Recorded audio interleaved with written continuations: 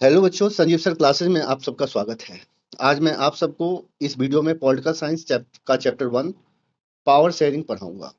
पर इससे पहले आप सबसे रिक्वेस्ट है कि प्लीज चैनल को सब्सक्राइब कर दें। तो पावर शेयरिंग का मतलब होता है sharing of power between different organs of the government.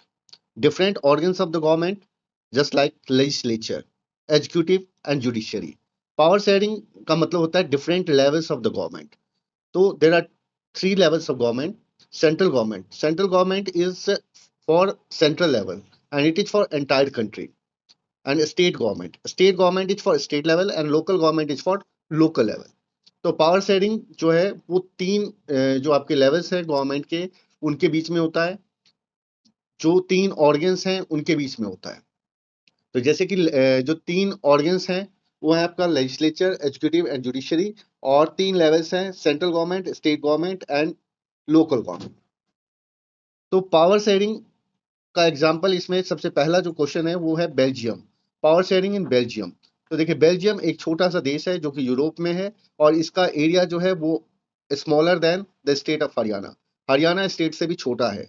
इसका बॉर्डर जो है वो चार कंट्रीज के साथ में ये कंट्री जो है वो चार कंट्रीज के साथ में अपना बॉर्डर शेयर करता है, जो है France, Netherlands, Germany and Luxembourg. और इसकी पॉपुलेशन 1 करोड़ के आसपास है, लगभग हमारे हरियाणा स्टेट के आधा। अब एथनिक कंपोजिशन का मतलब है कि लिंग्विस्टिक बेसिस पे जो बेल्जियम है वहां पे क्या कंपोजिशन है। तो सबसे पहले जो बेल्जियम है उसमें 59% जो लोग रहते हैं वो फ्लेमिश रीजन में रहते हैं और ये लोग डच बोलते हैं। 40% लोग जो है वो वलोनिया रीजन में रहते हैं और ये लोग फ्रेंच बोलते हैं। और 1% लोग जो है वो 1% बेल्जियम जो है वो जर्मन बोलते हैं। लेकिन कैपिटल सिटी ब्रुसेल्स में ये बिल्कुल अपोजिट है। जैसे कि 80% जो लोग हैं वो फ्रेंच बोलते हैं और 20% पीपल जो है वो डच बोलते हैं। तो यहाँ पे जो है वो प्रॉब्लम क्या है, पावर शेयरिंग को लेकर के एक प्रॉब्लम है। तो क्योंकि मेजोरिटी फ्रेंच स्पीकिंग कम्युनिटी काफी ज्यादा रिच है और जो माइनॉरिटी में है फ्रेंच स्पीकिंग कम्युनिटी वो काफी ज्यादा रिच है, पावरफुल है। और डच स्पीकिंग पीपल उनको बाद में इकोनॉमिक बेनिफिट मिला, तो ये लोग जो है वो मेजोरिटी में है। तो इसलिए ये लोग इन दोनों कम्युनिटीज के बीच में क्या हो गया है, टेंशन हो गया है। तो the tension between the two community was more acute in Brussels. तो ब्रुसेल्स में स्पेशल प्रॉब्लम था कि Dutch speaking people constituted a majority in the country but minority in the capital. अब आ जाइए श्रीलंका के बारे में, श्रीलंका का एथनिक कंपोजिशन। तो श्रीलंका एक आइलैंड नेशन है जो तमिलनाडु से कुछ ही दूरी पे है और इसकी जो पॉपुलेशन है वो 2 करोड़ के आसपास है, लगभग हरियाणा के बराबर है। Sri Lanka has diverse population. Sri Lanka में जो है क्या है, काफी ज्यादा डाइवर्स पॉपुलेशन है। और जो मेजर सोशल ग्रुप्स है, सिन्हाला स्पीकर्स 74% है और तमिल स्पीकर्स जो है वो 18% है। तो तमिल स्पीकर्स के अंदर भी दो कैटेगरी है। एक है आपका इंडियन तमिल्स का। इंडियन तमिल्स वो लोग हैं जो इंडिया से माइग्रेट होकर के गए थे ड्यूरिंग कॉलोनियल पीरियड, ब्रिटिश के पीरियड के समय में ये लोग माइग्रेट होकर के वहां पे गए थे। और इन लोगों ने जो है वहां पे जाकर के सेटल हो गए थे। वो यहाँ से गए थे एज ए प्लांटेशन वर्कर की के रूप में वहां से गए थे। और तमिल स्पीकर्स में श्रीलंकन तमिल्स भी है। और जो सिन्हाला है, जैसे कि आपने देखा कि जो सिन्हाला स्पीकर्स है वो मेजोरिटी में है। सिन्हाला स्पीकर्स जो है वो मेजोरिटी में है और ये लोग जो है एक पॉलिसी फॉलो करते हैं जो है आपका मेजोरिटेरियन की पॉलिसी। तो मेजोरिटेरियन की पॉलिसी क्या है, मेजोरिटेरियनिज्म की पॉलिसी एक ऐसी पॉलिसी है that states that the majority community will rule over the country. जो ये स्टेट करता है कि मेजोरिटी कम्युनिटी जो है कंट्री पे क्या करेगा, रूल करेगा। और will disrespect the minority community को क्या करेगा, डिसरिस्पेक्ट करेगा। और यहाँ पे श्रीलंका के अंदर जो प्रॉब्लम है वो तमिल्स ग्रुप के अंदर 13% जो है वो श्रीलंकन तमिल्स है और 6% जो है वो इंडियन तमिल्स है।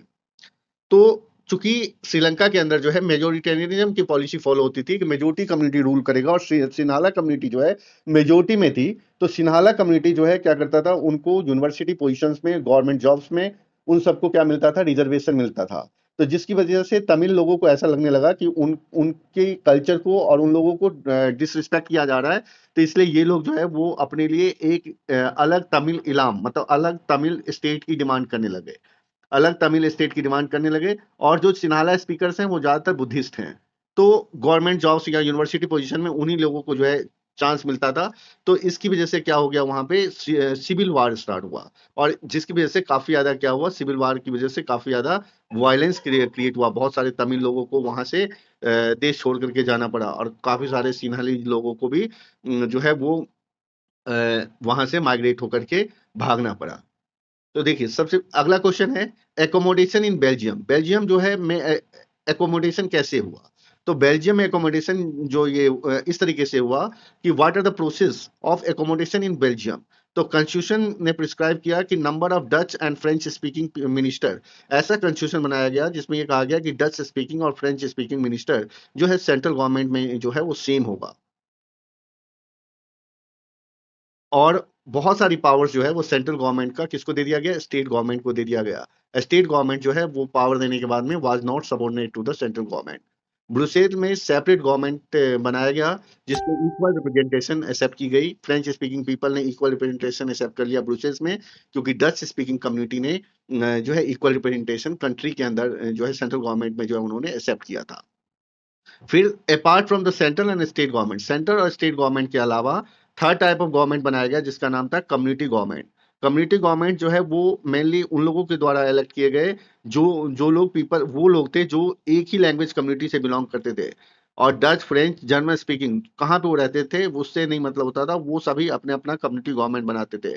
और इस गवर्नमेंट के पास में पावर होती थी regarding the cultural, educational and language related issues.